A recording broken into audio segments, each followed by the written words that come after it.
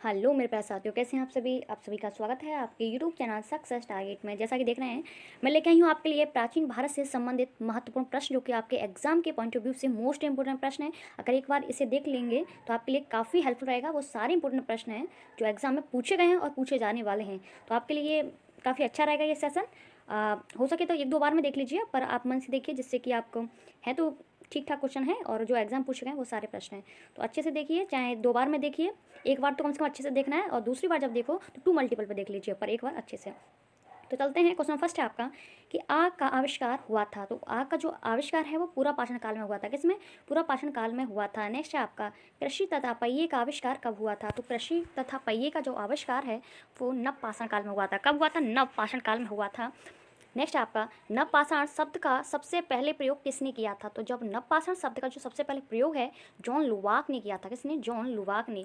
Next है चाक का आविष्कार हुआ था। चाक का आविष्कार हुआ था नवपाषाण काल में ही। कृषि का हुआ था, पहिए का आविष्कार और चौक का आविष्कार भी नवपाषाण काल में हुआ था। नेक्स्ट आपका सिंधु घाटी सभ्यता का काल माना जाता है। तो सिंधु घाटी जो सभ्यता है उनका जो काल है 2350 ईसा पूर्व से 1750 ईसा पूर्व माना जाता है, लेकिन जो ऑथेंटिक बुक आती हैं उनमें 2500 से आपका कितने 2500 से आपका माना जाता है 1500 ईसा पूर्व। कितना माना जाता है? 1500 ईसा पूर्व माना जाता है। ठीक है, याद रखिए, इनमें से एक ही प्रश्न ऑप्शन आएगा, दो नहीं देगा। नेक्स्ट है आपका सिंधु घाटी सभ्यता कैसी थी। तो सिंधु घाटी जो सभ्यता थी वो आदि ऐतिहासिक या कांस्य युगीन थी। कैसी थी? कांस्य युगीन। क्योंकि सिंधु घाटी सभ्यता को आदि ऐतिहासिक काल में या आदि ऐतिहासिक काल को सिंधु घाटी सभ्यता में इसलिए रखा गया है, सिंधु सभ्यता की जो लिपि और जो अक्षर थे वहाँ लोगों को ज्ञान तो था, लेकिन सिंधु सभ्यता की जो लिपि है वो आज तक पढ़ी नहीं गई हैं। क्या है? आज तक पढ़ी नहीं गई हैं। ऐसे ही आदि ऐतिहासिक काल है जिसमें अक्षर और लिपि का ज्ञान तो था, लेकिन आज तक उन्हें पढ़ा नहीं गया है। ठीक है, तो इसीलिए सिंधु घाटी सभ्यता को आदि ऐतिहासिक काल में रखा गया है। ठीक है, चलते हैं नेक्स्ट में। सिंधु घाटी सभ्यता की मुख्य विशेषता थी। सिंधु घाटी जो सभ्यता थी उसकी मुख्य विशेषता क्या थी? वो नगर नियोजन था। कैसा था? नगर नियोजन। मतलब शहरों की तरह उनकी सभ्यता थी। एकदम सीधे चौकोर वो तो रोड थे, इस तरीके से थी, यानी शहर की जैसी प्रणाली थी। नेक्स्ट है आपका सिंधु घाटी सभ्यता के लोगों का मुख्य व्यवसाय क्या था। तो कृषि था। क्या था? कृषि। नेक्स्ट है सिंधु सभ्यता की प्रमुख फसल कौन सी थी। तो सिंधु सभ्यता की प्रमुख फसल कौन सी थी? गेहूं और जौ थी। और जौ जो है इसे ऋग्वेदिक काल में यानी वैदिक काल में यव बोलते हैं। क्या बोलते हैं? यव। यव बोलते हैं। वेरी इंपॉर्टेंट है, ऐसे प्रश्न पूछे जाते हैं। काफ़ी अच्छे प्रश्न है, आगे देखिए, इसके मत कीजिए। सिंधु सभ्यता की लिपि कैसी थी। तो सिंधु सभ्यता की जो लिपि थी वो भाव चित्रात्मक थी। कैसी थी? भाव चित्रात्मक थी, क्योंकि सिंधु सभ्यता के जो लोगों का जो अनुमान लगाया गया था कैसे सभ्यता है, तो उनकी अ, जो लिपि वगैरह है और जो अक्षर है उनसे लगाया गया था, यानी उनकी भाव चित्रात्मक लिपि से लगाया गया था, क्योंकि इन्हें पढ़ा तो नहीं गया अभी तक। नेक्स्ट है आपका आदि मानव ने सर्वप्रथम क्या सीखा था। तो आदि मानव ने सर्वप्रथम आग जलाना सीखा था। क्या? आग जलाना। जब वो शिकार करते थे, ठीक है, जब तो वो मांस मदिरा ही खाते थे, ठीक है, जब वो शिकार करते थे तो जाते जाते एकदम पत्थर ऐसे पत्थर पर गिर गया, तो पत्थर से पत्थर जब टकराया तो आग लग गई। आग लग गई तो इसका आग का आविष्कार हो गया। ठीक है, सर्वप्रथम आदि मानव ने क्या सीखा? आग जलाना सीखा। नेक्स्ट है आपका सर्वप्रथम पालतू बनाया गया जानवर कौन सा था। तो सर्वप्रथम पालतू किस जानवर को बनाया गया था? तो कुत्ते को बनाया गया था। किसको? कुत्ते को। कुत्ते का वैज्ञानिक नाम क्या है? कैनियर फैमिलियर्स, क्योंकि कुत्ता क्या है? एक फैमिली की जैसे रहता है, यानी वफादार, तो कैनिस फैमिलियर्स होता है। नेक्स्ट है इतिहास का पिता किसे कहा जाता है। तो राइट आंसर हो जाएगा आपका हेरोडोटस को कहा जाता है इतिहास का पिता। नेक्स्ट है हड़प्पा किस नदी के तट पर स्थित है। तो हड़प्पा आपके रावी नदी के तट पर स्थित है। किसके? रावी नदी के तट पर स्थित है। और पूछा जाए कि हड़प्पा कहाँ स्थित है, तो पहले बात पाकिस्तान में, और पाकिस्तान के किस जिले में है? मोन्टगोमरी जिले में। किस में है? मोन्टगोमरी जिले में है। वेरी वेरी इंपॉर्टेंट है। नेक्स्ट है हड़प्पा की खुदाई कब और किसके द्वारा की गई। तो हड़प्पा की जो खुदाई है वो 1921 में की गई थी, और किसके द्वारा? दयाराम साहनी के द्वारा। ठीक है, किसके द्वारा? दयाराम साहनी के द्वारा। नेक्स्ट है हड़प्पा सभ्यता को सिंधु सभ्यता का नाम किसके द्वारा दिया गया। तो हड़प्पा सभ्यता को सिंधु सभ्यता का नाम जॉन मार्शल द्वारा दिया गया। हड़प्पा सभ्यता को सिंधु सभ्यता इसलिए कहा गया क्योंकि जो भी हड़प्पा के जो भी साक्ष्य हैं वो सबसे ज़्यादा सिंधु नदी के पास मिले, तो इसीलिए इसको सिंधु सभ्यता का नाम दे दिया गया है। ठीक है, सबसे ज़्यादा साक्ष्य कहाँ मिले? सिंधु नदी के पास। ठीक है, इसका वर्णन भी सिंधु नदी का ही वर्णन सबसे ज़्यादा मिलता है हड़प्पा सभ्यता में। ठीक है, तो सबसे ज़्यादा साक्ष्य कहाँ मिले? सिंधु नदी के पास, तो इसीलिए हड़प्पा सभ्यता को सिंधु सभ्यता का नाम जॉन मार्शल द्वारा दिया गया है। नेक्स्ट है हड़प्पा की सर्वप्रथम खोज किसने की थी। तो हड़प्पा की सर्वप्रथम खोज किसने की थी? चार्ल्स मैनसन ने की थी 1826 में, लेकिन इसकी खुदाई सबसे पहले दयाराम साहनी ने की थी। कब की थी? 1921 में की थी। नेक्स्ट चलते हैं हम कि हड़प्पा दो बार सर्वेक्षण किसके द्वारा किया गया। हड़प्पा का दो बार सर्वेक्षण किसके द्वारा किया गया? जनरल कनिंघम के द्वारा किया गया। किसके द्वारा? जनरल कनिंघम के द्वारा। नेक्स्ट आपका सिंधु सभ्यता का सर्वाधिक पश्चिमी पुरास्थल कौन सा था। तो सिंधु सभ्यता का सर्वाधिक पश्चिमी पुरास्थल कौन सा था? सुतका गैंडोर था। ठीक है, जो कहाँ पड़ता है, बलूचिस्तान में पड़ता है। कहाँ, सुतका गेंडोर था जो बलूचिस्तान कहाँ पड़ता है, पाकिस्तान में पड़ता है। नेक्स्ट आपका सिंधु सभ्यता का सर्वाधिक पूर्वी पुरा स्थल कौन सा था, तो पूर्वी पुरा स्थल हो जाएगा आलमगीरपुर, मेरठ उत्तर प्रदेश में। इस तरीके से था। इसका पश्चिम हो जाएगा सुतका गेंडोर, पूर्वी हो जाएगा इसका आलमगीरपुर जो कि कहाँ है, उत्तर प्रदेश में। उत्तर प्रदेश के किस जिले में है, मेरठ जिले में है। ठीक है, फिर आ जाएगा आपका उत्तरी पुरा स्थल हो जाएगा आपका कौन सा हो जाएगा, मादा हो जाएगा। कौन सा हो जाएगा, मादा हो जाएगा। अखनूर जो कि जम्मू कश्मीर के जिले अखनूर में पड़ता है, मादा। उत्तरी पुरास्तर हो जाएगा आपका मादा जो कि अखनूर जिले में पड़ता है। अखनूर कहाँ पड़ता है, जम्मू कश्मीर में पड़ता है। ठीक है, नेक्स्ट आपका सिंधु सभ्यता का सर्वाधिक दक्षिणी पुरास्थल कौन सा था, तो सिंधु सभ्यता का सबसे दक्षिणी पुरास्थल था दायमाबाद जो कि महाराष्ट्र के अहमदनगर में पड़ता है। कहाँ, महाराष्ट्र के अहमदनगर में। ठीक है, याद रखिए। ठीक है, ये हो जाएगा सुतका गेंडोर जो कि बलूचिस्तान में है। ये आलमगीरपुर जो कि मेरठ उत्तर प्रदेश में है। ये हो जाएगा आपका मादा जो कि जम्मू कश्मीर अखनूर में है। और ये हो जाएगा आपका दक्षिण अहमदनगर महाराष्ट्र में है। ठीक है, नेक्स्ट चलते हैं, वेरी इंपॉर्टेंट है, एक ना एक प्रश्न पूछा ही जाता है ऐसे, इसके मत कीजिए। सिंधु सभ्यता का कुल क्षेत्रफल कितना था, तो सिंधु सभ्यता का जो क्षेत्रफल है, हालांकि अब तो बढ़ गया है, तो सिंधु सभ्यता का कुल क्षेत्रफल उस तरीके से देखा जाए उसके अकॉर्डिंग तो कितना है, 12,99,600 किलोमीटर। अभी अपडेट नहीं हुआ है, वैसे बढ़ गया, पर 12,99,600 किलोमीटर है सिंधु सभ्यता का क्षेत्रफल। नेक्स्ट है, सिंधु सभ्यता के समुचित क्षेत्रफल का आकार कैसा है, तो सिंधु सभ्यता का जो समुचित क्षेत्रफल का जो आकार है वो त्रिभुजाकार है। कैसा है, ट्राइंगल है, ट्राइंगल यानी त्रिभुजाकार है, ऐसे है इसका जो आकार। ठीक है, नेक्स्ट चलते हैं, हड़प्पा को मेसोपोटामिया का उपनिवेश किसने कहा था, तो व्हीलन ने कहा था हड़प्पा को मेसोपोटामिया का उपनिवेश। सिंधु सभ्यता का प्रमुख बंदरगाह कौन सा था, तो सिंधु सभ्यता का जो प्रमुख बंदरगाह था वो लोथल था। कौन था, लोथल था। लोथल कहाँ है, गुजरात में है, जो कि भोगवा नदी के तट पर स्थित है। ठीक है, याद रखिए, एक में 3 प्रश्न इंक्लूड है, लेकिन आपको एक ही नहीं समझना है, क्योंकि पूछ सकता है सिंधु सभ्यता का प्रमुख बंदरगाह लोथल हो जाएगा, किस नदी के पास है, भोगवा नदी के पास, किस राज्य में है, गुजरात में। ठीक है, इस तरीके से याद रखिए। नेक्स्ट है, मोहनजोदड़ो किस नदी के तट पर स्थित है, जो मोहनजोदड़ो है किस नदी के तट पर स्थित है, सिंधु नदी के तट पर स्थित है मोहनजोदड़ो। और जो हड़प्पा है आपका रावी नदी के तट पर स्थित है, और सिंधु नदी के तट पर तो स्थित है, लेकिन मोहनजोदड़ो कहाँ है, पाकिस्तान के लड़काना जिले में है। वहीं हड़प्पा पूछा जाए तो पाकिस्तान के मुंडुगुमनी जिले में है। नेक्स्ट है, मोहनजोदड़ो की खोज किसने की थी, तो मोहनजोदड़ो की जो खोज है वो राखल दास बनर्जी ने की थी। और कब की थी, 1922 में की थी। वहीं हड़प्पा की जो खोज थी वो दयाराम साहनी ने की थी। कब की थी, 1921 में, याद रखिए। और मोहनजोदड़ो की किसने की थी, राखल दास बनर्जी ने, 1922 में। मोहनजोदड़ो का अर्थ क्या है, मोहनजोदड़ो का अर्थ क्या है, मृतकों का टीला। क्या है, मृतकों का टीला है। नेक्स्ट है आपका, मोहनजोदड़ो से प्राप्त प्रमुख स्मारक कौन सा है, तो हो जाएगा बृहत स्नानागार। आपने देखा होगा जैसे स्विमिंग पूल वगैरह होते हैं, स्विमिंग वगैरह, तो वही ऐसे ही वहाँ पर भी हुआ करते थे। ठीक है, तो बृहत स्नानागार पूछा होता है, प्रमुख स्मारक पूछा जाए तो बृहत स्नानागार जो कि स्नान के लिए योग्य है। और मोहनजोदड़ो से प्राप्त बड़ी इमारत कौन सी, अन्नागार। इसमें बहुत ज़्यादा कंफ्यूज होते हैं बच्चे कि बृहत स्मारक क्या है, वो है बृहत स्नानागार, और इमारत पूछा जाए तो अन्नागार जो कि अनाज वगैरह के लिए रखने के लिए इंपॉर्टेंट थी। इसकी लेंथ और ब्रेथ दोनों दे रखे हैं।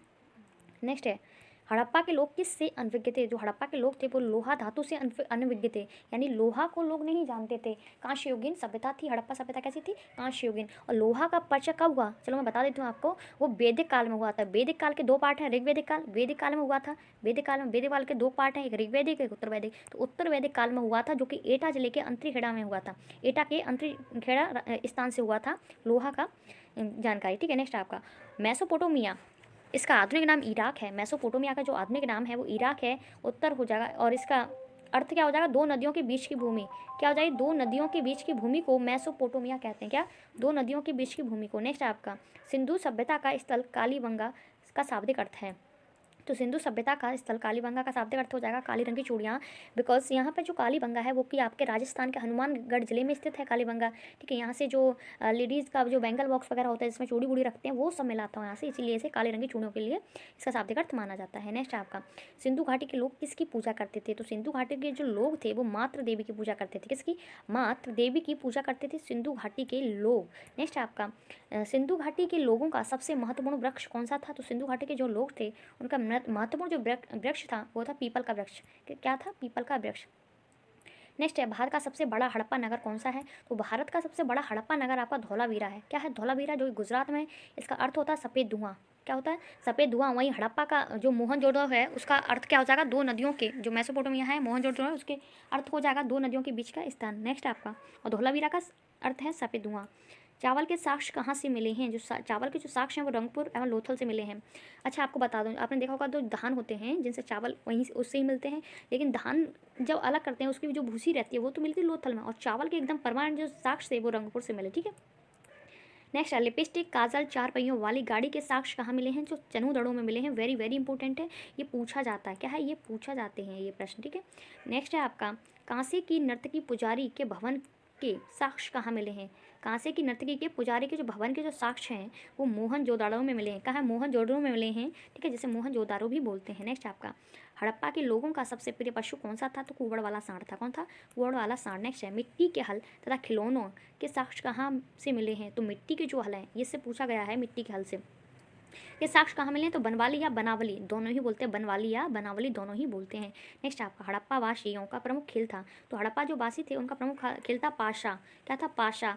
ये प्रमुख खेल था। पासा जानते हैं किसको बोलते हैं? पासा बोलते हैं अपने, आप तो जानते होंगे, डाइस पासा ये सब, ठीक है, जैसे लूडो वगैरह होता है उसको बोलते हैं पाशा। नेक्स्ट आपका हड़प्पावासी कैसी तौल का व्यवहार करते थे? जो हड़प्पावासी थे वो कैसे तौल का व्यवहार करते थे? वो 16 या उसके आवर्तों का करते थे। जैसे हम करते हैं 1 किलो 2 किलो, तो 16 या 16 के जो गुणज में आते हैं, 16 32 ऐसे करके 64 इस तरीके की व्यापार करते थे, ठीक है। इस तरह की तौल का जैसे हम करते हैं 1 किलो 2 किलो, इस तरह वो 16 32 इस तरह। वेदों की कुल संख्या कितनी है? तो वेदों की कुल संख्या 4 है। कौन कौन से हैं? ऋग्वेद, सामवेद, यजुर्वेद, अथर्ववेद। क्या है? ऋग्वेद, सामवेद, यजुर्वेद, अथर्ववेद। नेक्स्ट है आपका सबसे प्राचीन वेद कौन सा है? तो सबसे प्राचीन वेद आपका ऋग्वेद है। कौन सा है? ऋग्वेद है। नेक्स्ट आपका ऋग्वेद में कितने मंडल, सूक्त एवं मंत्र हैं? तो ये भी ज्ञान होना जरूरी है। ऋग्वेद में 10 मंडल हैं। पूछा जाता है कितने मंडल हैं? 10 मंडल हैं। 1028 सूक्त हैं या ऋचाएँ भी बोल सकते हैं, और 10,580 मंत्र हैं। कितने? 10,580 मंत्र हैं। नेक्स्ट है ऋग्वेद का 9वां मंडल किसे समर्पित है? वेरी वेरी इंपॉर्टेंट है ये 9वां मंडल, क्योंकि पूछा जाता है। ऋग्वेद का जो 9वां मंडल है वो सोम देवता को समर्पित है। किसको? सोम देवता को समर्पित है। नेक्स्ट है गायत्री मंत्र कहाँ से लिया गया है तथा इसके रचयिता कौन है? तो गायत्री मंत्र का जो कहाँ से लिया गया है? ऋग्वेद के तीसरे मंडल से। कहाँ से लिया गया? किस वेद से? ऋग्वेद से लिया गया, और ऋग्वेद के तीसरे मंडल से लिया गया है।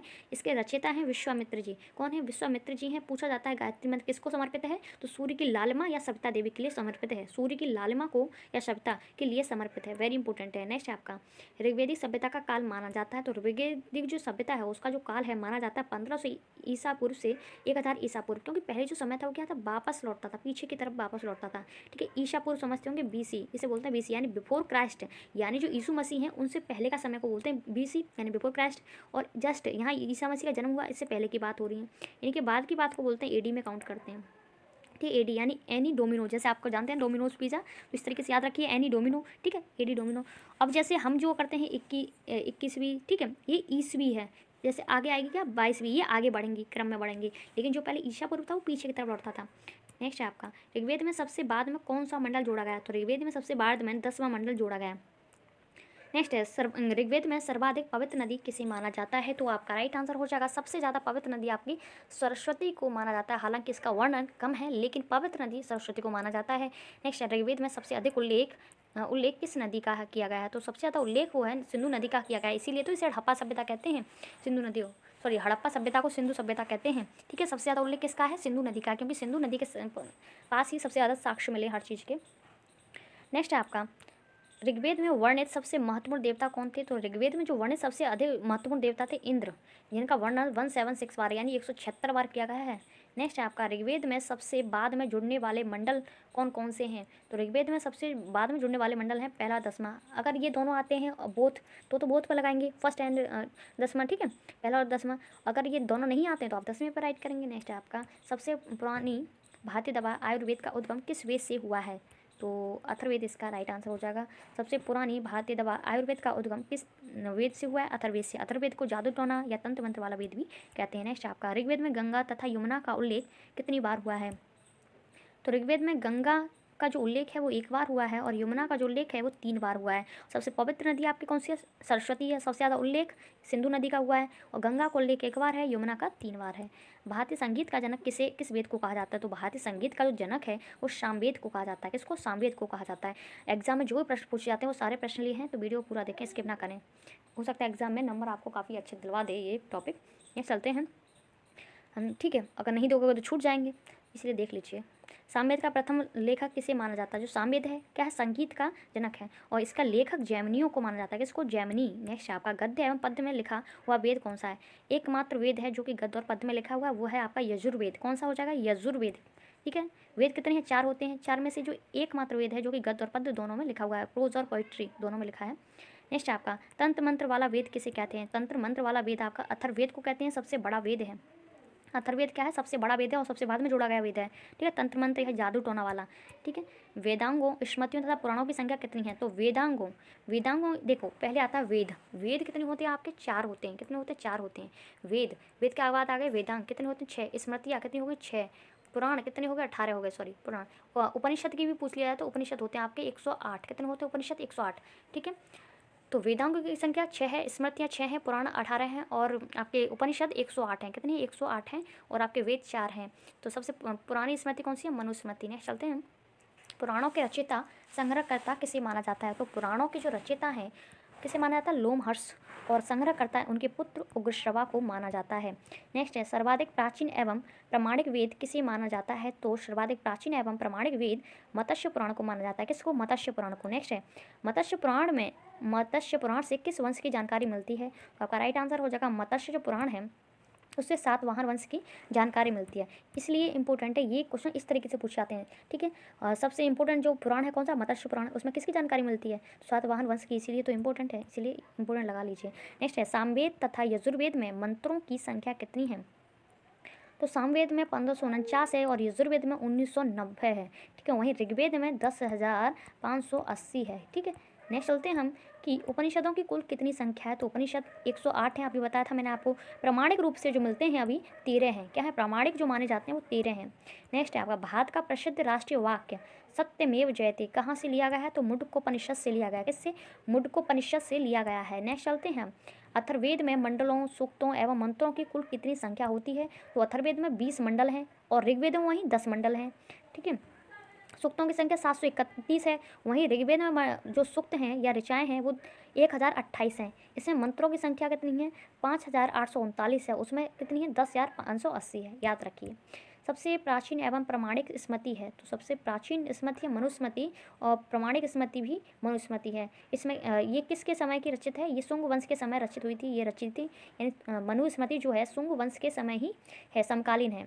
पूछ ले जाता है, जैसे पूछा जाता है ना तुलसीदास किस अकबर के या किसके समकालीन थे, ऑप्शन दे रखे होते हैं। ऐसे ही मनुस्मृति किसके समकालीन थी? तो शुंग वंश के समकालीन। इंपॉर्टेंट होते हैं, ऐसे प्रश्न ही पूछे जाते हैं। उत्तर वैदिक काल का समय कब से कब तक माना जाता है? तो उत्तर वैदिक काल का जो समय है वो 1000 से 600 ईसा पूर्व माना जाता है। वहीं आपका ऋग्वेद का माना जाता है 1500 से आपका 1000 ईसा पूर्व माना जाता है। ठीक है, नेक्स्ट चलते हैं। उत्तर वैदिक काल के प्रमुख देवता हैं, तो उत्तर वैदिक काल के प्रमुख देवता हैं प्रजापति। कौन है? प्रजापति। नेक्स्ट है, महाभारत के रचयिता कौन है? तो महाभारत के जो रचयिता हैं वो वेद व्यास हैं। कौन है? वेद व्यास हैं। इनका वास्तविक नाम था वेद व्यास का द्वैपायन। क्या था? द्वैपायन था। नेक्स्ट है, महाभारत का अन्य नाम कौन सा है? तो महाभारत का अन्य नाम है जय संहिता। वेरी वेरी इंपॉर्टेंट है, पूछे जाते हैं।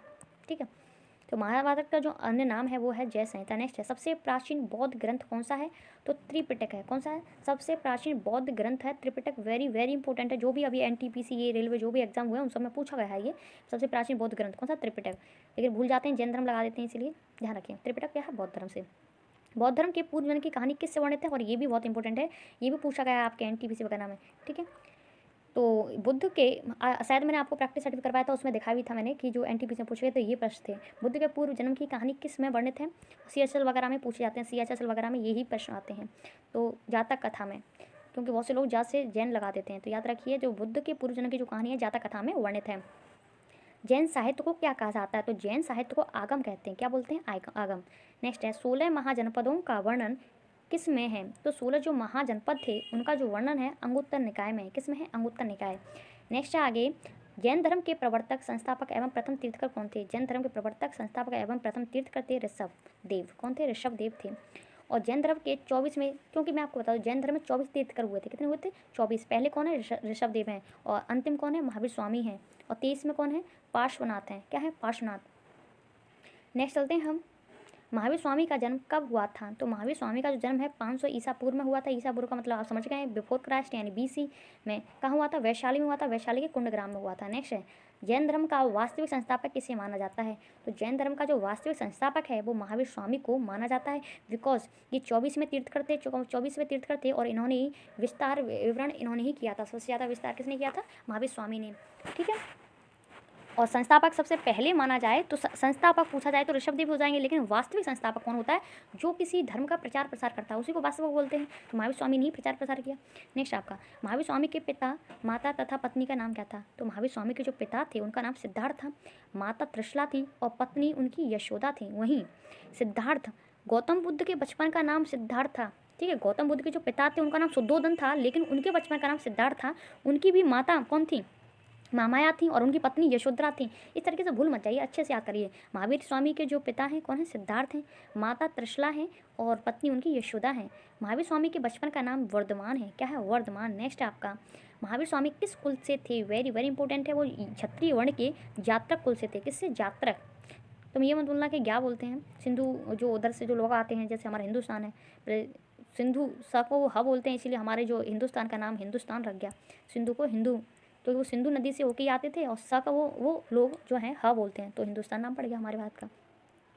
नेक्स्ट है महावीर गृह त्याग, महावीर स्वामी गृह त्याग कर सन्यासी हुए थे। महावीर स्वामी जो हैं उन्होंने गृह त्याग का कितनी वर्ष की उम्र में किया था? 30 वर्ष की उम्र में अवस्था में किया था उन्होंने गृह त्याग, और सन्यासी हो गए। नेक्स्ट है, महावीर स्वामी को 42 वर्ष की उम्र में किस नदी वृक्ष के नीचे केवल ज्ञान की प्राप्ति हुई थी? सबसे पहले तो इंपॉर्टेंट, इसमें कई प्रश्न हैं, आपको दिख नहीं रहे हैं। देखो, सबसे पहले तो महावीर स्वामी को ज्ञान की प्राप्ति कितने वर्ष की उम्र में हुई थी? 42 वर्ष की उम्र में। कौन से ज्ञान की प्राप्ति हुई थी? केवल ज्ञान की प्राप्ति हुई थी कितनी उम्र में? 42। और किस नदी के पास हुई थी? रजुपालिका नदी के किनारे तथा साल वृक्ष के नीचे। किस वृक्ष के नीचे? साल वृक्ष के नीचे, जो आपने देखा लंबे लंबे होते हैं, वही उनको बोलते हैं साल। नेक्स्ट आपका वेरी वेरी इंपॉर्टेंट है, याद रखिए। जैन धर्म का प्रारंभिक इतिहास किससे ज्ञात होता है? जो जैन धर्म का जो प्रारंभिक इतिहास है वो कल्पसूत्र से ज्ञात होता है, जो कि कल्पसूत्र किसके द्वारा रचित है? भद्रबाहु। ये भद्रबाहु वही हैं जो जैन धर्म 2 संप्रदायों में बट गया था। जो जैन धर्म 2 संप्रदायों में बट गया था, एक श्वेतांबर था आपका, एक दिगंबर था। ठीक है, श्वेतांबर के तो आपके स्थूलभद्र थे, वहीं दिगंबर के आपके भद्रबाहु थे। कौन थे? भद्रबाहु थे दिगंबर के। जो कि श्वेतांबर का मतलब, यानी जो श्वेतांबर दिगंबर का मतलब यह है कि जो श्वेत वस्त्र पहनते थे और दूसरे जो थे वो नग्न अवस्था में रहते थे। ठीक है, नेक्स्ट आपका, महावीर स्वामी के जीवन कार्यों का विवरण किस में मिलता है? तो महावीर स्वामी के जो जीवन कार्यों का जो विवरण है भगवती सूत्र में मिलता है। किसमें? भगवती सूत्र में मिलता है। लेकिन जैन धर्म का उल्लेख कल्पसूत्र में मिलता है, लेकिन महावीर स्वामी के जीवन कार्यों का विवरण भगवती सूत्र में। ऋषभदेव का प्रतीक चिन्ह क्या है? तो ऋषभदेव का जो प्रतीक चिन्ह है वो सांड है। क्या है? सांड। पार्श्वनाथ के 4 महाव्रतों में 5वां महाव्रत ब्रह्मचर्य को किसने जोड़ा? सबसे पहले तो यह है कि ये भी पूछा जा सकता है वो 4 महाव्रत थे वो किसने दिया था? पार्श्वनाथ ने दिए थे। किसने? पार्श्वनाथ ने। 5वां किसने जोड़ा था? महावीर स्वामी ने जोड़ा था। कौन सा जोड़ा था? ब्रह्मचर्य जोड़ा था। ठीक है, काफी अच्छे प्रश्न है। नेक्स्ट है आपका, महावीर स्वामी की पुत्री तथा दामाद का क्या नाम था? तो महावीर स्वामी की जो पुत्री थी उनका नाम था प्रियदर्शिनी। क्या था? प्रियदर्शिनी थी महावीर स्वामी की पुत्री, और उनके दामाद थे जमाली। कौन थे? जमाली थे, जो कि इनके अनुयायी यानी इनके दास भी बने। नेक्स्ट आपका, महावीर स्वामी के प्रथम अनुयायी कौन थे? तो महावीर स्वामी के जो प्रथम अनुयायी थे वो जमाली थे, जो कि उनके दामाद थे। नेक्स्ट चलते हैं हम, महावीर स्वामी के प्रथम शिष्या थी। तो महावीर स्वामी की प्रथम शिष्या थी पद्मावती, जो कि चंपा नरेश दधिवाहन की पुत्री थी। जो कि चंपा नरेश दधिवाहन की पुत्री थी। वेरी इंपॉर्टेंट है ये प्रश्न। महावीर ने सर्वप्रथम उपदेश दिया था। तो महावीर स्वामी ने जो सर्वप्रथम उपदेश कहाँ दिया था? पावापुरी में दिया था। और किस भाषा में दिया था? प्राकृत भाषा में। वहीं बौद्ध गौतम बुद्ध की बात आ जाए तो उन्होंने श्रावस्ती में दिया था, पाली भाषा में दिया था। ठीक है, अच्छा प्राकृत जानते हो? प्राकृत बोलते जैसे रामेश्वर, रामेश्वर। अच्छा, कोई अनपढ़ लोग ऐसे पढ़ें तो इसको बोलेंगे रामेश्वर, इस तरीके से लिख सकता है। ठीक है, लेकिन कोई वहीं पढ़ा लिखा लिखे तो कैसे लिखेगा? रामेश्वर। ठीक है, इसी तरीके से लिखेगा। ठीक है, ये जो रूप है इसे बोलते हैं प्राकृत। ठीक है, इसके बिगड़े हुए रूप को। और ये जो है आपकी इसका, ठीक है, प्राकृत बोलते हैं इसके बिगड़े हुए रूप को। रामेश्वर का बिगड़े हुआ क्या है? रामेश्वर। रामेश्वर क्या है? प्राकृत भाषा है। ठीक है, नेक्स्ट चलते हैं, इसको रफ कर देते हैं। तो क्या हो जाएगा आपका? प्राकृत भाषा में। नेक्स्ट है, जैन धर्म के प्रचार के लिए कौन सी भाषा अपनाई गई? तो जैन धर्म के प्रचार के लिए आप भी बताया प्राकृत भाषा। कल्पसूत्र किस भाषा में लिखा गया? संस्कृत भाषा। और कल्पसूत्र किसके द्वारा रचित है? भद्रबाहु द्वारा रचित है, जिसमें जैन धर्म का विवरण मिलता है और संस्कृत भाषा में लिखित है। महावीर स्वामी के 11 शिष्य थे जो क्या कहलाते थे? गणधर। एक बात बताइए, जैसे अकबर है, अकबर के जो अनुयायी थे, ठीक है, 9, उनको नवरत्न बोलते थे। ऐसे ही महावीर स्वामी के 11 शिष्य थे, उनको गणधर बोलते हैं। ऐसे ही शिवाजी महाराज थे, शिवाजी, तो उनके भी उनको शिष्यों को अष्टाध्यायी बोलते थे। क्या? अष्टाध्यायी बोलते थे। क्या? अष्टाध्यायी बोलते थे, आगे लिख लीजिए। ठीक है, नेक्स्ट है आपका जैन धर्म के दो कौन से संप्रदाय थे? तो जैन धर्म के दो संप्रदाय थे, श्वेतांबर और दिगंबर, मैंने आपको बताया था। तो इसी मानसिक तनाव की वजह से ये जो जैन धर्म है उसमें बट गया। ठीक है, दो उसमें संप्रदायों में विभाजित हो गए, एक श्वेतांबर एक दिगंबर। ये लोग अपना अलग अलग प्रचार प्रसार करने लगे। ठीक है, जो कपड़े वाले कपड़े अवस्था में, नग्न वाले नग्न अवस्था में। ठीक है, स्थूलभद्र श्वेतांबर के हो जाएंगे और दिगंबर के आपके भद्रबाहु हो जाएंगे। नेक्स्ट आपका जैन धर्म के त्रिरत्न हैं। तो जैन धर्म के त्रिरत्न हैं सम्यक दर्शन, सम्यक ज्ञान और सम्यक आचरण। वेरी वेरी इंपॉर्टेंट है, पूछ लिए जाते हैं। ठीक है, और वहीं बौद्ध धर्म के पूछ लिया तो बौद्ध धम्म संघ ये हो जाएंगे बौद्ध धर्म के। वहीं जैन धर्म के सम्यक दर्शन, सम्यक ज्ञान, सम्यक आचरण। नेक्स्ट है आपका जैन धर्म का प्रतीक चिन्ह क्या था? तो जैन धर्म का प्रतीक चिन्ह क्या था? सांड था। और ये सांड किसका था? ऋषभ देव का। ऋषभ देव कौन थे? जैन धर्म के प्रथम तीर्थकर थे। कितने तीर्थकर थे? 24 थे। और 24 में कौन थे? महावीर स्वामी। और वास्तविक पूछा जाए तो महावीर स्वामी, प्रथम पूछा जाए संस्थापक तो ऋषभ देव, वास्तविक महावीर स्वामी। और 23 में कौन से हो जाएंगे आपके? पार्श्वनाथ। नेक्स्ट आपका महावीर स्वामी का प्रतीक चिन्ह क्या है? तो महावीर स्वामी का जो प्रतीक चिन्ह है आपका सिंह हो जाएगा। क्या हो जाएगा?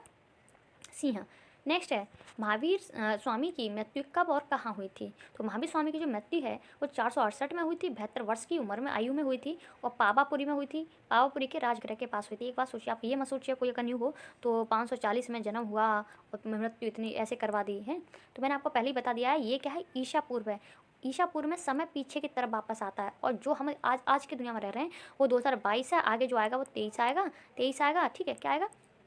23 आएगा, 24 आएगा, इस तरीके से चलता जाएगा। लेकिन पिछले जो समय था वो 540 से नीचे आता।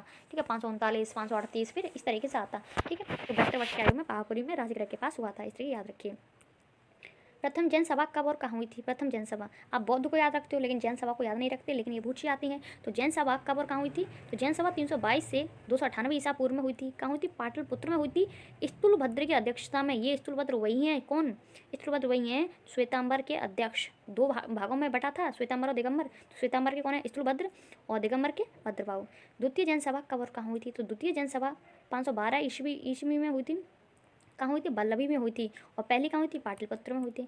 खजुराहो में जैन मंदिरों का निर्माण किसने कराया था? तो खजुराहो में जो जैन मंदिर थे वो चंदेल शासकों ने कराया था। किसने? चंदेल शासकों ने कराए थे खजुराहो के जैन मंदिर का निर्माण। जैन धर्म में जीवन का अंतिम लक्ष्य क्या था? जो जैन धर्म था उनके जो जीवन का अंतिम लक्ष्य था वो था निर्वाण। क्या था? निर्वाण की प्राप्ति करना। नेक्स्ट आपका महावीर स्वामी को निर्वाण प्राप्त कब हुआ था? तो निर्माण नहीं है, ये निर्वाण है, ये वाला निर्वाण है। तो कब हुआ था? तो मल्लराज सस्तीपाल के राजप्रसाद में हुआ था। कब हुआ था? पूछा जाता है किसके समकालीन हुआ था निर्वाण प्राप्त? तो मल्ल राजा सस्तीपाल के राजप्रसाद हुआ था।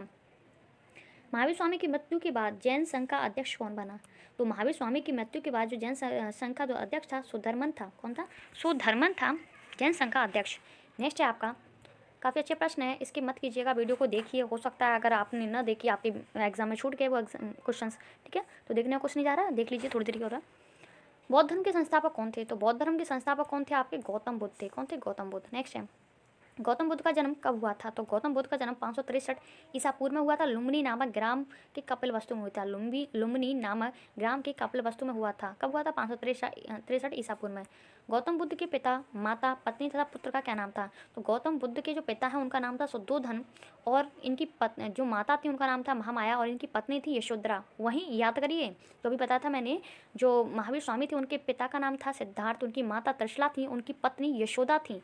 ठीक है, और राहुल इनके पुत्र का नाम है गौतम बुद्ध के। ठीक है, क्या नाम था इनके पुत्र का? नाम राहुल था। याद रखिए, इनके पिता शुद्धोधन, माता महामाया, पत्नी यशोधरा और पुत्र उनका हो जाएगा राहुल। गौतम बुद्ध का जो बचपन का नाम पूछा था वो सिद्धार्थ था। बुद्ध का लालन पालन किसने किया था?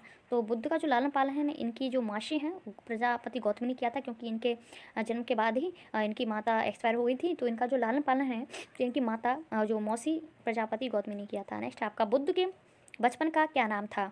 तो बचपन के जो नाम था सिद्धार्थ था, और सिद्धार्थ महावीर स्वामी के पिता का नाम है, याद रखिए। ठीक है, इसलिए आप कन्फ्यूज हो जाते हो, तो रीड एंड रिवाइज बहुत ज़रूरी है। नेक्स्ट आपका गौतम बुद्ध किस वंश वर्ण गोत्र से थे? जो गौतम बुद्ध थे वो किस वंश थे? तो शाक्य वंश थे। किस वर्ण से? क्षत्रिय। और गोत्र कौन सा था उनका? गौतम। ठीक है, इसीलिए गौतम बुद्ध बोलते हैं। ठीक है, जैसे हम सरनेम लगाते हैं शर्मा, इस तरीके से ये गौतम बुद्ध लगाते हैं। ठीक है, किस वंश से? शाक्य वंश से थे, और गोत्र था इनका क्षत्रिय, और गौतम थे। और वो कौन थे? जो महावीर स्वामी यात्रा कुल से थे, क्षत्रिय वर्ण के यात्रा कुल से थे। गौतम बुद्ध के गृह त्याग की घटना कहलाती है? तो गौतम बुद्ध की जो गृहत्याग की घटना है वो महाविनिष्क्रमण कहलाती है, जिसका प्रतीक है घोड़ा। वेरी वेरी इंपॉर्टेंट है, महाविनिष्क्रमण कहलाती है गौतम बुद्ध की गृहत्याग। जब गृहत्याग कर गए थे उस घटना को बोलते हैं महाविनिष्क्रमण। इसका प्रतीक है घोड़ा। कब हुआ था? 29 वर्ष की अवस्था में। इनके जो साथी थे गौतम बुद्ध के, वो थे चिन्ना, ठीक है। वो घोड़े के द्वारा इनको घुमाते थे बाहर की चीज़ें। तो इस तरीके से, चलो यहाँ तो अभी टाइम नहीं है कहानी सुनाने का, फिर कभी देखते हैं। तो याद रखें, इनकी घटना को बोलते हैं महाविनिष्क्रमण, प्रतीक है घोड़ा। 35 वर्ष की अवस्था में 49वें दिन बुद्ध को बोध गया में ज्ञान की प्राप्ति किस नदी के तट पर हुई? तो उनको किस अवस्था में हुई थी? 42 वर्ष की अवस्था में। इनको 35 वर्ष की अवस्था में 49वें दिन बुद्ध को बोध गया में ज्ञान की प्राप्ति किस नदी के तट पर हुई? वो निरंजना नदी के तट पर तथा पीपल वृक्ष के नीचे हुई थी। किसके? पीपल वृक्ष के नीचे। वही महावीर स्वामी को याद करिए, उनको ज्ञान की प्राप्ति 42 वर्ष की उम्र में हुई थी और साल वृक्ष के नीचे ऋजुपालिका नदी के पास हुई थी, ठीक है। और इनको पीपल वृक्ष के नीचे उनको हुई थी कैवल्य ज्ञान की प्राप्ति, ठीक है, याद रखिए। और इनको निरंजना नदी के तट पर हुई थी, पीपल वृक्ष के नीचे। नेक्स्ट आपका, बुद्ध द्वारा ज्ञान प्राप्ति की घटना क्या कहलाती है? संबोधि या निर्वाण कहलाती है। बुद्ध द्वारा ज्ञान प्राप्ति की घटना क्या कहलाती है? संबोधि या निर्वाण। बुद्ध ने प्रथम उपदेश कहाँ दिया था? तो बुद्ध ने जो प्रथम उपदेश दिया था वो दिया था आपके सारनाथ में। किस भाषा में? पाली भाषा में दिया था। और सर्वाधिक उपदेश कहाँ दिए थे? श्रावस्ती में दिए थे, ठीक है। पहला जो उपदेश था सारनाथ में, किस भाषा में? पाली भाषा में। सर्वाधिक कहाँ दिए थे? श्रावस्ती।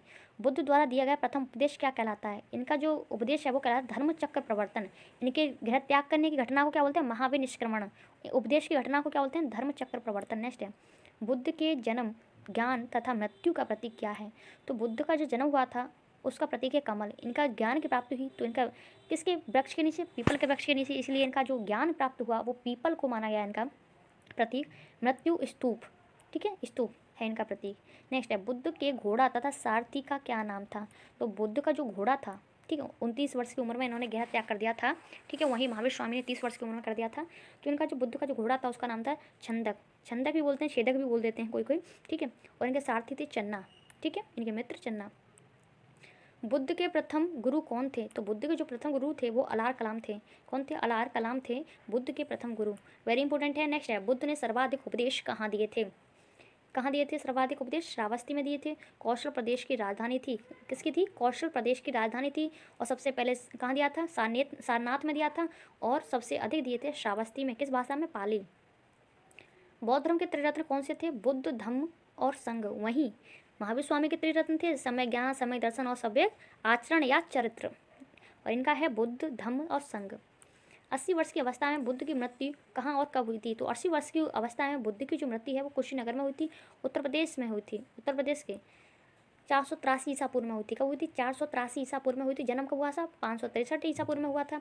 और 80 वर्ष के बाद इनका 483 ईसा पूर्व में इनकी मृत्यु हो गई।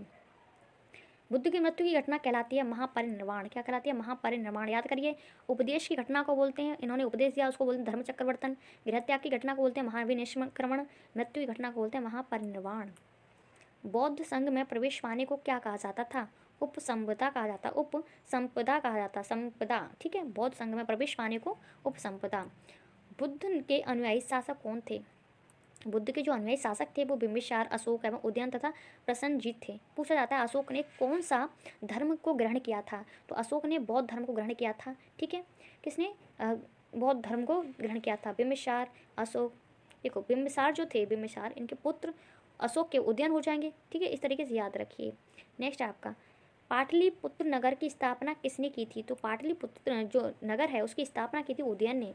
किसने की थी? उदयन ने की थी, जो कि गंगा एवं सोन नदी के संगम पर स्थित है। पूछ लिया जाता है जो पाटलिपुत्र है वो किस नदी के संगम पर स्थित है? किस नदी के किनारे है? तो गंगा एवं सोन नदी के संगम पर स्थित है। और इसकी स्थापना उदयन ने की थी। नेक्स्ट है, बौद्ध धर्म का परम लक्ष्य है। बौद्ध धर्म का जो परम लक्ष्य है वो है निर्वाण।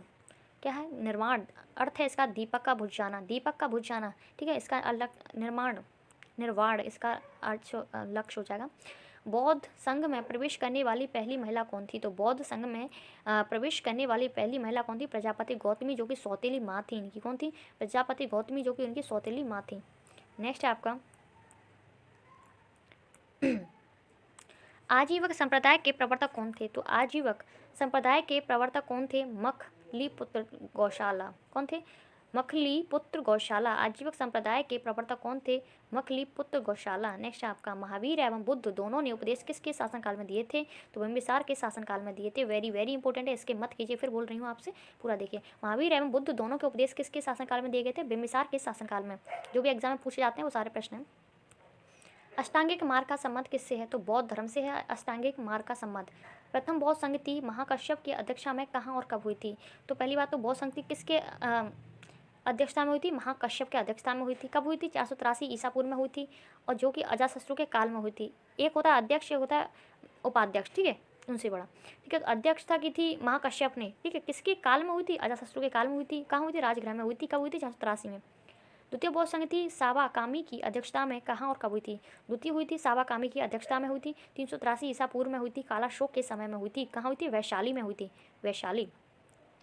नेक्स्ट है तृतीय बौद्ध संगति मोगलीपुत्र की अध्यक्षता में कब और कहाँ हुई थी? तो तृतीय जो बौद्ध संगति थी वो मोगलीपुत्र की अध्यक्षता में हुई थी, 251 ईसा पूर्व में हुई थी, पाटलिपुत्र में हुई थी, अशोक के समय में हुई थी, ठीक है। नेक्स्ट है चतुर्थ बौद्ध संगति वसुमित्र एवं अश्वघोष की अध्यक्षता में कब और कहाँ हुई? तो चतुर्थ जो बौद्ध संगति थी वो वसुमित्र और अश्वघोष की अध्यक्षता में हुई, और प्रथम शताब्दी यानी 78 एडी में हुई थी, कश्मीर में कनिष्क के समय हुई थी। कश्मीर में कनिष्क के समय हुई थी।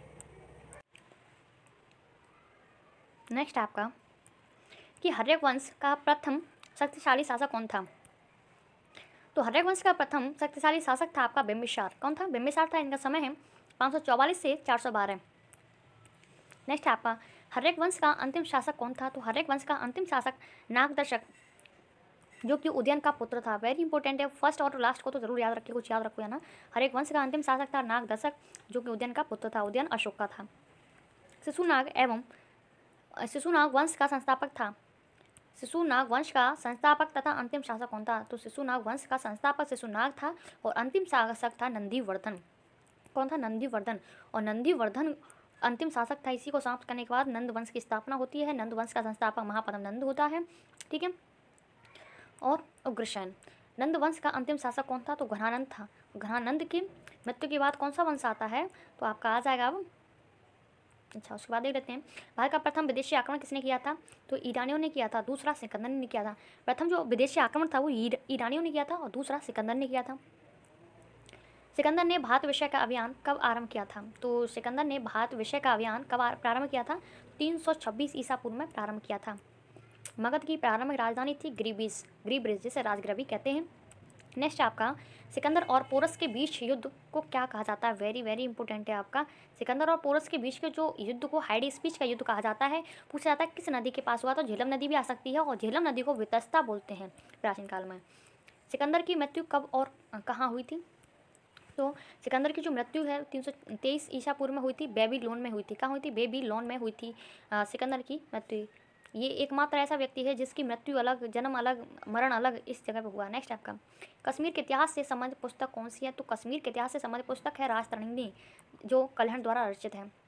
कश्मीर का इतिहास बताया गया है इसमें, राजतरंगिणी जो पुस्तक है और कल्हण द्वारा रची गई है। अष्टाध्यायी के लेखक कौन है? अष्टाध्यायी संस्कृत भाषा में व्याकरण की प्रथम पुस्तक है। संस्कृत भाषा में लिखी हुई है अष्टाध्यायी, जो कि व्याकरण की प्रथम पुस्तक है, और इसके लेखक हैं आपके पाणिनि। नेक्स्ट आपका इस्लाम धर्म के संस्थापक कौन थे? तो इस्लाम धर्म के जो संस्थापक हैं वो हज़रत मोहम्मद हैं। कौन है? हज़रत मोहम्मद।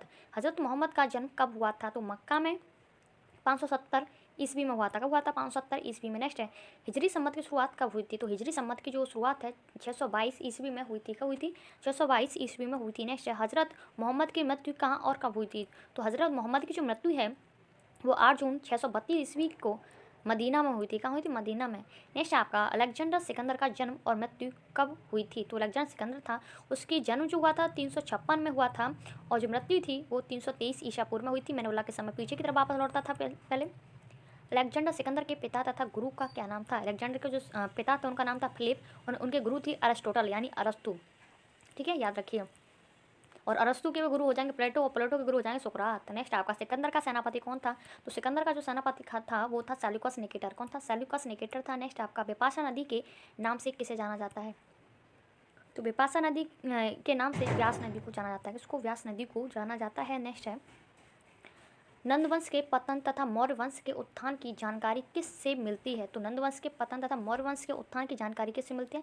मुद्र राक्षस से विशाखा दत्त द्वारा रचित है। किससे मिलती है? मुद्र राक्षस से मिलती है, जो कि विशाखा दत्त द्वारा रचित है।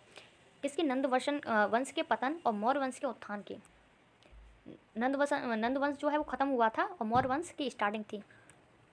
नेक्स्ट है, भारतीय पटल पर आर्य उभरे थे 2500 से 1500 ईसा पूर्व में। नेक्स्ट है, आर्य लोग भारत कहाँ से आए थे? जो आर्य जो लोग थे वो मध्य एशिया से भारत से आए थे। यूराल पर्वत, मध्य एशिया का यूराल पर्वत पर स्थित है मध्य एशिया, ठीक है, मध्य एशिया से। और ये जो वक्तव्य था वो किसने दिया था? चलो जल्दी जल्दी आंसर दीजिए। किसने कहा था कि ये मध्य एशिया से आए हैं आर्य? आर्य सर्वप्रथम कहाँ बसे थे? आर्य जो सर्वप्रथम है वो पंजाब में बसे थे एवं अफगानिस्तान में। पंजाब और अफगानिस्तान में बसे थे। आर्यों का मुख्य पेय, व्यवसाय तथा धातु कौन सा था? तो मुख्य पेय था इनका सोमरस। वही सोमरस है ये जो कि 9वें मंडल ऋग्वेद से लिया गया है, ठीक है। और व्यवसाय था पशुपालन और धातु थी इनकी लोहा। नेक्स्ट चलते हैं। आर्यों का सर्वाधिक प्रिय देवता था लोहा, इसीलिए है क्योंकि ये वेद चल रहा है, ठीक है। आर्य कहाँ? वेदों में थे। तो लोहा की जो जानकारी है वो सिंधु में तो थी नहीं, हड़प्पा सभ्यता में थी नहीं। लोहा की जानकारी कब थी? वैदिक सभ्यता में आई थी। आर्यों का सर्वाधिक प्रिय देवता तथा पशु कौन था? तो आर्यों का जो सर्वाधिक प्रिय देवता था इंद्र, और आपका पशु हो जाएगा घोड़ा। नेक्स्ट आपका, आर्यों की मूल भाषा कौन सी थी? संस्कृत थी। कौन सी थी? संस्कृत। मूर्ति पूजा का प्रारंभ कब हुआ था? तो मूर्ति पूजा का जो प्रारंभ है उत्तर वैदिक काल में 1000 से 600 ईसा पूर्व में हुआ था। उत्तर वैदिक काल में हुआ था, और उत्तर वैदिक काल का समय पीरियड ये दे रखा है 600 से 1000 से 600 ईसा पूर्व। भीड़ थोड़ी बड़ी होगी लेकिन यकीन मानिए काफ़ी अच्छे प्रश्न है। इस्लाम जगत में खलीफा पद को समाप्त करने वाला शासक कौन था? तो इस्लाम जगत में खलीफा पद को समाप्त करने वाला शासक कौन था? मुस्तफा कमाल पाशा 1924 में। मौर्य वंश के संस्थापक चंद्रगुप्त मौर्य का जन्म तथा मृत्यु कब हुई थी? तो मौर्य वंश के संस्थापक कौन है? चंद्रगुप्त मौर्य हैं, और इनका जन्म हुआ था 345 ईसा पूर्व में और मृत्यु 298 ईसा पूर्व में। नेक्स्ट है, चंद्रगुप्त मौर्य ने मौर्य वंश की नींव किसे पराजित करके डाली थी? तो चंद्रगुप्त मौर्य ने मौर्य वंश की जो नींव है वो घनानंद को पराजित कर, जो अंतिम नंदवंश का शासक था। नंदवंश का अंतिम शासक कौन था? घनानंद था। इनको पराजित करके ही चंद्रगुप्त मौर्य ने मौर्य वंश की नींव डाली। नेक्स्ट है आपका अर्थशास्त्र। अर्थशास्त्र यानी राजनीति पर आधारित पुस्तक है ये। क्या है? अर्थशास्त्र। क्योंकि अर्थशास्त्र आप अर्थशास्त्र जो है आप वो मत समझ लीजिए इकोनॉमिक्स वाला नहीं है, ये राजनीति वाला है, जो किसके द्वारा लिखा गया है? चाणक्य के द्वारा। जो चंद्रगुप्त मौर्य हैं और उनके ही गुरु हैं, यानी उनके प्रधान रहे हैं, जिन्हें कौटिल्य भी कहते हैं। चंद्रगुप्त जो चाणक्य हैं उनको कौटिल्य भी कहते हैं, विष्णुगुप्त भी कहते हैं, ठीक। नेक्स्ट है, अर्थशास्त्र की तुलना किससे की जाती है? वेरी इंपॉर्टेंट है। अर्थशास्त्र किस में लिखा है? संस्कृत में लिखा है। इसकी तुलना किससे की जाती है? अरस्तु की पॉलिटिक्स एवं मैकियावेली के प्रिंसेस से की जाती है। किसी? अरस्तु की पॉलिटिक्स एवं मैकियावेली के प्रिंसेस से की जाती है। वेरी इंपॉर्टेंट है। चंद्रगुप्त मौर्य के गुरु और महामंत्री कौन थे? तो चाणक्य थे, जिन्हें विष्णुगुप्त भी कहते हैं, कौटिल्य भी कहते हैं। गुरु और महामंत्री भी यही थे। नेक्स्ट है, सर्वप्रथम भारत को इंडिया से संबंधित किया यूनानियों ने। सर्वप्रथम भारत को इंडिया से संबंधित किया था या संबोधित किया था यूनानियों ने। चंद्रगुप्त मौर्य ने जैन धर्म की शिक्षा किससे ली थी? तो चंद्रगुप्त मौर्य ने जैन धर्म की जो शिक्षा है वो भद्रबाहु से ली थी, ठीक है। भद्रबाहु ये वही हैं जो जैन धर्म 2 भागों में टूट गया था, श्वेतांबर और दिगंबर। तो श्वेतांबर के कौन है? स्थूलभद्र, और दिगंबर कौन है? भद्रबाहु, ठीक है। नेक्स्ट आपका, चंद्रगुप्त के दरबार में आने वाले प्रसिद्ध यूनानी कौन था? तो मेगास्थनीज था, सेल्यूकस निकेटर का राजदूत, ठीक है। जो सिकंदर था उसका राजदूत, उसका जो अनुयायी कौन था? सेल्यूकस निकेटर था, और इसका भी राजदूत था मेगास्थनीज, याद करिए, ठीक है।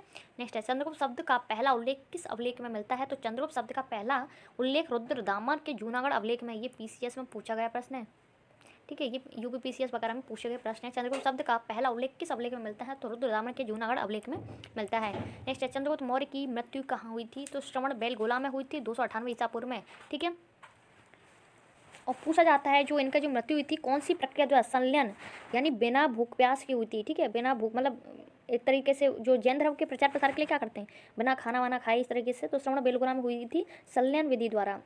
नेक्स्ट है, बिंदुसार के अन्य नाम क्या हैं? तो बिंदुसार के अन्य नाम है अमित्रघात, अमित्रकोडस और सिंहसैन। वेरी इंपॉर्टेंट है, पूछा जाता है अमित्रघात नाम से किसको जाना जाता है? तो आप उसमें ऑप्शन होता है बिंदुसार, एक होता है बिंबिसार, तो आप बिंबिसार पर टिक करते हैं। तो ये याद रखिए बिंदुसार, देखिए इस पर बिंदु लग रही है ना, याद रखिए बिंदुसार। नेक्स्ट है, इंडिका पुस्तक के लेखक कौन है? मेगास्थनीज हैं। कौन है? मेगास्थनीज। नेक्स्ट है आपका, अशोक का नाम अशोक किस अभिलेख में मिलता है? तो मौस्की अभिलेख में मिलता है। मौस्की और गुजरा, मौस्की का है आंध्र प्रदेश में, गुजरा का है मध्य प्रदेश में, ठीक है। नेक्स्ट है आपका, अशोक ने सांची स्तूप कहाँ बनवाया? तो सांची स्तूप कहाँ बनवाया? मध्य प्रदेश में बनाया था। बताइए सांची का जो स्तूप है किस नोट पर उल्लेखित है? ठीक, किस नोट पर? 200, 100। भारत में शिलालेखों का प्रचलन किसने शुरू किया? भारत में शिलालेखों का जो प्रचलन है वो अशोक ने शुरू किया। अशोक का क्या नाम है? प्रियदर्शनी। नेक्स्ट है श्रीनगर की स्थापना किसने की थी? तो अशोक ने की थी श्रीनगर की स्थापना, जो कि वितस्ता नदी के तट पर है। वितस्ता किसे बोलते हैं बताइए? अशोक के गुरु कौन थे? तो अशोक के जो गुरु थे मोगली पुत्र थे, ठीक है। अशोक के जो गुरु थे मोगली पुत्र थे, ठीक है। नेक्स्ट है अशोक ने बौद्ध धर्म की दीक्षा किससे ली थी? तो उपगुप्त से ली थी। किससे? उपगुप्त से ली थी। नेक्स्ट है अशोक का सबसे छोटा अभिलेख कौन सा है? तो रुमनदेई अभिलेख है। क्या है? रूमनदेई अभिलेख है। क्या है? रूमनदेई अभिलेख है। अशोक का सबसे छोटा अभिलेख है रूमनदेई अभिलेख। और जो चंद्रगुप्त मौर्य था उसका जो उल्लेख है रुद्रदामन से मिलता था। अशोक का रूमनदेई अभिलेख। अशोक का सबसे बड़ा स्तंभ लेख है सातवां स्तंभ लेख। अशोक का अन्य नाम क्या है? देवनाम एवं प्रदर्शनी। क्या है? देवनाम एवं प्रदर्शनी पूछा जाते हैं ऐसे प्रश्न। अशोक ने बौद्ध धर्म के प्रचार के लिए श्रीलंका भेजा था। अशोक ने बौद्ध धर्म के प्रचार के लिए श्रीलंका किसको भेजा था? वो भेजा था, अच्छा इसमें दे रखा नहीं है, इन्होंने अपने पुत्र और पुत्री को भेजा था, ठीक है। ये लिखा है उत्तर, ये हो जाएगा आपका पुत्र हो जाएगा महेंद्र और पुत्री हो जाएगी संघमित्रा। उन्होंने अपने पुत्र पुत्री को भेजा था। क्या पुत्र पुत्री को भेजा था? इसे कट कर लीजिए। उत्तर पुत्र पुत्री को भेजा था संघमित्रा और महेंद्र और संघमित्रा को भेजा था, ठीक है। थोड़ा हो गया है, जैसे एडिटिंग करते हैं ना थोड़ा हो जाता है। तो अशोक ने प्रचार प्रसार के लिए श्रीलंका भेजा था महेंद्र, पुत्र और पुत्री संघमित्रा को। अशोक के शिलालेखों की खोज की थी, अशोक के जो शिलालेख हैं उनकी जो खोज की थी वो की थी पैंथलन ने की थी 1750 ईस्वी में। नेक्स्ट है अशोक के अभिलेखों को सर्वप्रथम किसने और कब पढ़ा था? तो अशोक के अभिलेखों को सबसे पहले पढ़ा था जेम्स प्रिंसेप ने 1837 ईस्वी में। नेक्स्ट है पुराणों में अशोक को क्या कहा गया है? तो पुराणों में जो अशोक को अशोक वर्धन कहा गया है। किसको? अशोक वर्धन। अशोक के कुल शिलालेखों की संख्या कितनी है? 14 है, ठीक है। नेक्स्ट है अशोक ने धम्म स्वीकार कब किया था? धम्म किसका है? ये पाठ धम्म मैंने बोला था बुद्ध धर्म के 3 रत्न हैं, बुद्ध धम्म और संघ। तो अशोक ने कौन सा स्वीकार किया था? धम्म। कब किया था? कलिंग युद्ध 261 ईसा पूर्व के बाद किया था, कलिंग युद्ध के बाद ही किया था। मौर्य वंश का अंतिम शासक कौन था? तो मौर्य वंश का अंतिम शासक था भद्ररथ। कौन था? भद्ररथ। नेक्स्ट है अशोक का राज्य अभिषेक कब हुआ था? तो अशोक का जो राज्य अभिषेक है 269 ईसा पूर्व में, और इनके पिता कौन थे? बिंदुसार थे सुभद्रागी। नेक्स्ट है आपका सर्वप्रथम सोने के सिक्के चलाने का श्रेय किसे जाता है? तो सर्वप्रथम सोने के सिक्के चलाने का श्रेय तो जाता है इंडो ग्रीक को, जो कौन थे? यूनानी शासकों को, ठीक है। लेकिन सोने के सर्वाधिक सिक्के किसने चलाए? वो कुषाणों ने चलाए। शुद्ध अशोक के कलिंग युद्ध का वर्णन किस अभिलेख में मिलता है? तो अशोक के शुद्ध अभिलेख का जो वर्णन है वो 13वें अभिलेख में मिलता है। नेक्स्ट आपका शुंग वंश का संस्थापक तथा अंतिम शासक कौन था? तो शुंग वंश का जो संस्थापक था वो पुष्यमित्र शुंग था और अंतिम शासक देवभूति था। कौन था? देवभूति। 2 अश्वमेध तथा 1 राजस्व यज्ञ किसने किया था? ये किया था गौतमीपुत्र सातकर्णी ने। 2 अश्वमेध 1 राजस्व यज्ञ किसने कराया था? गौतमीपुत्र सातकर्णी ने कराया था। अभी बताने का थोड़ा टाइम नहीं है इसीलिए ऑप्शन पढ़ लीजिए, ठीक है। अश्वमेध किसे बोलते हैं? राजस्व किसे बोलते हैं? यज्ञ, ठीक है। ऐसे घोड़ा छोड़ दिया जाता है, उसको जो पकड़ेगा, इस तरीके से कहानी है, बाद में बताएंगे। नेक्स्ट है खरोष्ठी लिपि लिखी जाती है तो दाईं ओर से बाईं ओर लिखी जाती है। खरोष्ठी लिपि लिखी जाती है दाईं ओर से बाईं ओर। कर्ण वंश का संस्थापक तथा अंतिम शासक था जो कर्ण था, कारण लिख दिया है। कर्ण वंश का संस्थापक तथा अंतिम शासक कौन था? कर्ण वंश का जो संस्थापक था वो वासुदेव था, अंतिम शासक था सुशर्मा कर्ण वंश का अंतिम शासक था। सातवाहन वंश की नींव किसने डाली थी? तो सातवाहन वंश की जो नींव है वो सिमुक ने डाली थी। मत्स्य पुराण में सातवाहन वंश का उल्लेख है। तो सातवाहन वंश की जो नींव है किसने डाली थी? सिमुक ने डाली थी, जो कहाँ है? आंध्र प्रदेश। नेक्स्ट है सर्वप्रथम शीशे के सिक्के का प्रचलन किसने किया था? तो सर्वप्रथम शीशे के जो सिक्के हैं उनका प्रचलन किया था सातवाहन शासक ने। नेक्स्ट है शक संवत का प्रारंभ किसने किया था? तो शक संवत का जो प्रारंभ है कनिष्क ने किया था 78 ईस्वी में। नेक्स्ट है कुषाण वंश का सर्वाधिक प्रसिद्ध शासक कौन था? तो कुषाण वंश का सर्वाधिक प्रसिद्ध शासक था कनिष्क।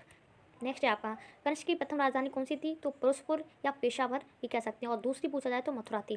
नेक्स्ट है कनिष्क का राज कवि तथा राजवैद्य कौन था? तो कनिष्क का जो राज कवि था वो अशोक, राजवैद्य था वो चरक था, ठीक है। नेक्स्ट है आपका भारतीयों के लिए महान सिल्क मार्ग को प्रारंभ किया था कनिष्क ने किया था। किसने? कनिष्क ने किया था। नेक्स्ट है भारत का आइंस्टीन किसे कहा जाता है? तो भारत का जो आइंस्टीन है वो नागार्जुन को कहा जाता है, जो कि शून्यवाद के प्रवर्तक हैं। कौन है? शून्यवाद के प्रवर्तक। नेक्स्ट है आपका गंधार शैली तथा मथुरा शैली का विकास किसके शासनकाल में हुआ था? तो कनिष्क के शासनकाल में हुआ था, ठीक है। और जो कि मथुरा जो थी उनकी दूसरी राजधानी थी, और प्रथम कौन थी? पेशावर। नेक्स्ट है कुषाण वंश का अंतिम राजा कौन था? तो वासुदेव था अंतिम राजा। नेक्स्ट आपका गुप्त वंश का संस्थापक कौन था? तो गुप्त वंश का जो संस्थापक हो जाएगा श्रीगुप्त हो जाएगा। कौन हो जाएगा? श्रीगुप्त हो जाएगा। नेक्स्ट है भारतीय इतिहास में स्वर्ण युग के नाम से जाना जाता है, गुप्तकाल को स्वर्ण युग के नाम से जाना जाता है। नेक्स्ट है आपका गुप्त वंश का प्रथम महान सम्राट कौन था? तो गुप्त वंश का वंश का प्रथम महासम्राट था चंद्रगुप्त प्रथम। कौन था? चंद्रगुप्त प्रथम। ठीक है, नेक्स्ट है आपका भारत का नेपोलियन किसे कहा जाता है? तो भारत का जो नेपोलियन है वो समुद्रगुप्त को कहा जाता है। नेक्स्ट है समुद्रगुप्त का दरबारी कवि कौन था? तो हरिशेन था। कौन था? हरिशेन। वेरी इंपॉर्टेंट है, पूछा गया प्रश्न है ये। ठीक है, ये पूछे गए तो सारे ही प्रश्न है पर ज़्यादा पूछा गया है ये। समुद्रगुप्त का उत्तराधिकारी कौन हुआ? तो समुद्रगुप्त का जो उत्तराधिकारी है वो चंद्रगुप्त द्वितीय, जिससे विक्रमादित्य की उपाधि दी गई। चंद्रगुप्त द्वितीय को ही विक्रमादित्य की उपाधि मिली। समुद्रगुप्त का उत्तराधिकारी कौन था? चंद्रगुप्त द्वितीय। चीनी यात्री फायान भारत कब आया? तो चीनी यात्री जो फायान था वो चंद्रगुप्त द्वितीय के शासनकाल में आया था। 399 से 441 ईसा पूर्व में आया था। समय तो नहीं पूछता है लेकिन पूछा है किसके शासनकाल, तो चंद्रगुप्त द्वितीय के शासनकाल में। नेक्स्ट है चंद्रगुप्त द्वितीय के दरबार में प्रसिद्ध कवि और नाटककार कौन थे? तो चंद्रगुप्त द्वितीय के दरबार में प्रसिद्ध कवि और नाटककार थे कालिदास। नेक्स्ट है नालंदा विश्वविद्यालय की स्थापना किसने की थी? तो कुमार गुप्त ने की थी, जो कि गुप्त वंश के शासक हैं। अंतिम गुप्त शासक कौन था? गुप्त वंश का अंतिम शासक कौन था या अंतिम गुप्त शासक कौन था? भानुगुप्त था। कौन था? भानुगुप्त। नेक्स्ट है सर्वाधिक स्वर्ण मुद्रा जारी किए थे गुप्त राजाओं ने। किसने? गुप्त राजाओं ने। नेक्स्ट है मंदिर निर्माण की कला का जन्म किस काल में हुआ था? तो मंदिर निर्माण की कला का जन्म है गुप्त काल में हुआ था। मंदिर वाली प्रथा यानी मंदिर बनवाना ये सब गुप्त काल से स्टार्ट हुआ। महरौली में स्थित राजा चंद्र के लौह स्तंभ को किसने बनाया था? तो महरौली में स्थित राजा चंद्र के लौह स्तंभ को चंद्रगुप्त द्वितीय ने बनाया था। वेरी इंपॉर्टेंट है, पीसीएस में पूछा गया प्रश्न है। नेक्स्ट आपका गुप्त काल के खगोलविद कौन थे? तो वारामिहिर थे गुप्त काल के खगोलविद। नेक्स्ट है पुष्यभूति वंश का संस्थापक कौन था? तो पुष्यभूति वंश का संस्थापक था नरवर्धन। नेक्स्ट आपका चीनी यात्री ह्वेनसांग भारत किसके शासनकाल में आया था? तो चीनी यात्री ह्वेनसांग किसके शासनकाल में आया था? हर्षवर्धन के शासनकाल में आया था 630 से 644। हर्षवर्धन का दरबारी कवि कौन था? वाणभट्ट था। ठीक है, वाणभट्ट के जो हर्षचरित के लेखक हैं, वाणभट्ट कौन है? हर्षचरित के लेखक हैं। नेक्स्ट आपका हर्षवर्धन को दक्षिण भारत के शासक पुलकेशिन द्वितीय ने कब हराया? हर्षवर्धन को दक्षिण भारत के शासक पुलकेशिन द्वितीय ने कब हराया? 630 ईस्वी में नर्मदा नदी के किनारे हराया था। नेक्स्ट है वर्धन वंश यानी पुष्यभूति वर्धन वंश की राजधानी कौन सी थी? तो थानेश्वर थी। कौन थी? थानेश्वर। नेक्स्ट है भूमि देने की सामंती प्रथा प्रारंभ किसने की थी? वेरी इंपॉर्टेंट है, तो हर्षवर्धन ने की थी। नेक्स्ट है पल्लव एक हिंदू राजा थे। हाँ, पल्लव वंश का संस्थापक तथा प्रथम शासक कौन था? तो पल्लव वंश का जो संस्थापक था सहिष्णु। ठीक है, जो कि राजधानी तमिलनाडु के कांचीपुरम में है। सही सिंह विष्णु राजधानी तमिलनाडु के कांचीपुरम में है। ठीक है, जो पल्लव वंश की जो राजधानी थी वो राजधानी तमिलनाडु के कांचीपुरम में है और इसके संस्थापक हैं सिंह विष्णु। नेक्स्ट है पल्लव वंश का अंतिम शासक कौन था? तो अपराजित था। कौन था? अपराजित। नेक्स्ट है आपका महाबलीपुरम के एकाश्मक रथों का निर्माण किसने करवाया था? तो महाबलीपुरम के एकाश्मक रथों का जो निर्माण है वो पल्लव राजा नरसिंह वर्मन प्रथम ने करवाया था। महाबलीपुरम के एकाश्मक रथों का जो निर्माण है पल्लव राजा नरसिंह वर्मन ने कराया था। नेक्स्ट है आपका कांची के कैलाश मंदिर का निर्माण किसने कराया था? तो पल्लव राजा नरसिंह वर्मन द्वितीय ने कराया था। महाबलीपुरम का प्रथम ने करवाया था और कांची के द्वितीय ने करवाया था। राष्ट्रकूट वंश का अंतिम शासक कौन था? तो राष्ट्रकूट वंश का अंतिम शासक कौन था? कृष्ण तृतीय था। कौन था? कृष्ण तृतीय था। नेक्स्ट है एलोरा के प्रसिद्ध कैलाश मंदिर का निर्माण किसने कराया था? तो कृष्ण प्रथम ने करवाया था, जो कि राष्ट्रकूट वंश के थे। नेक्स्ट आपका विक्रमशिला विश्वविद्यालय की स्थापना किसने की थी? तो विक्रमशिला विश्वविद्यालय की जो स्थापना है वो धर्मपाल ने की थी, जो कि किस वंश के थे? पाल वंश के। नेक्स्ट आपका राष्ट्रकूट वंश की राजधानी कौन सी थी? तो मान्यकीर्ति। कौन थी? मान्यकीर्ति। वेरी इंपॉर्टेंट है, राष्ट्रकूट वंश की राजधानी। नेक्स्ट है कल्याणी के चालुक्य वंश की स्थापना किसने की थी? तो कल्याणी के चालुक्य वंश की जो स्थापना है वो तिलक ने की थी, इसकी राजधानी है मानखेट। वातापी के चालुक्य वंश की स्थापना किसने की थी? तो वातापी के चालुक्य वंश की स्थापना जयसिंह ने की थी, राजधानी है वातापी। नेक्स्ट आपका वेंकी के चालुक्य वंश की स्थापना कौन था? तो वेंकी के चालुक्य वंश का संस्थापक कौन था? विष्णुवर्धन था। कौन था? विष्णुवर्धन। वेरी इंपॉर्टेंट है, हिंदू विधि की पुस्तक मिताक्षरा की रचना किसने की थी? तो विज्ञानेश्वर ने की थी। किससे? विज्ञानेश्वर ने की थी मिताक्षरा की रचना। नेक्स्ट है चोल वंश का संस्थापक कौन था? तो विजयाल था, जिसकी राजधानी तंजौर है। चौल वंश का जो संस्थापक था विजयाल था, जिसकी राजधानी तंजौर है। नेक्स्ट है चौल वंश का अंतिम राजा कौन था? तो राजेंद्र प्रसाद था। इसके बारे में डिटेल इसलिए नहीं है क्योंकि इससे संस्थापक और अंतिम शासक पूछा जाता है, कुछ भी नहीं। चौल वंश का जो अंतिम राजा कौन था? राजेंद्र प्रसाद। जैसे आपके सियाचल वगैरह हो गए, इन सब में ये सब पूछा जाता है, इससे ज़्यादा नहीं। पल्लव वंश का संस्थापक कौन था? तो गोपाल था, इसकी राजधानी है मुंगेर। नेक्स्ट है गंगों की प्रारंभिक राजधानी कौन सी थी? तो कोलार, बाद में तलकड़ू हो गई। कौन ही? कोलार थी, बाद में तलकड़ू हो गई। गंगों की जो प्रारंभिक राजधानी कोलार, बाद में तलकड़ू। सेन वंश का संस्थापक कौन था? सामंत सेन था, जिसकी राजधानी लखनौती थी। कौन थी? लखनौती। सेन वंश का अंतिम प्रसिद्ध शासक कौन था? लक्ष्मण सेन था। नेक्स्ट है गीत गोविंद के रचयिता जयदेव किसके दरबारी कवि थे? लक्ष्मण सेन के दरबारी कवि थे। वेरी वेरी इंपॉर्टेंट है, अभी तक तो आपको ये पता था कि गीत गोविंद किसके द्वारा लिखी गई है? जयदेव। ठीक है, लेकिन अब ये भी पता कर लीजिए किसके दरबारी कवि थे, क्योंकि अब क्वेश्चन हार्ड बनते हैं। तो लक्ष्मण सेन के दरबारी कवि थे। नेक्स्ट है आपका महमूद गजनवी ने 1000 ईसा पूर्व में सोमनाथ मंदिर पर आक्रमण किसके शासनकाल में किया था? तो भीम प्रथम के शासनकाल में किया था। सोलंकी वंश के थे, जो किसके थे? सोलंकी वंश का था ये, और भीम प्रथम के शासनकाल में किया था। 1025 में कितने आक्रमण किए थे? 17 किए थे। सोलंकी वंश का संस्थापक तथा अंतिम शासक कौन था? मूलराज प्रथम कुमारपाल। सोलंकी वंश का संस्थापक था मूलराज प्रथम और अंतिम शासक था कुमारपाल। नेक्स्ट आपका गढ़वाल वंश का संस्थापक कौन था? तो गढ़वाल वंश का जो संस्थापक था वो था चंद्रदेव। कौन थे? चंद्रदेव थे गढ़वाल वंश के संस्थापक। नेक्स्ट है दिल्ली नगर की स्थापना किसने की थी? तो तोमर नरेश अंगपाल ने की थी। दिल्ली किसने बसाया? तोमर नरेश अंगपाल ने की थी 11वीं शताब्दी में। चौहान वंश का संस्थापक कौन है? वासुदेव है। चौहान वंश का अंतिम शासक कौन था? पृथ्वीराज तृतीय था। चौहान वंश का अंतिम शासक कौन था? पृथ्वीराज तृतीय था, जिसे पृथ्वी चौहान भी कहते हैं। पृथ्वीराज। अच्छा, इतने ही प्रश्न है, काफ़ी अच्छे प्रश्न है, और वीडियो को 102 बार देखें। जो पीछे क्लास है शायद आपको बाउंस करें, पर 102 बार देखोगे सब क्लियर हो जाएगा। ठीक है, तो मिलते हैं ऐसी वीडियो के साथ। अगर वीडियो अच्छी लगी हो, क्वेश्चन अच्छे लगे तो वीडियो को लाइक कर दीजिए, सब्सक्राइब कर दीजिए और बेल आइकन पर क्लिक कर दीजिए, जिससे आपको नोटिफिकेशन अपलोडेड मिलता रहे। तो मिलते हैं नेक्स्ट वीडियो में। Thank you, wish all the best.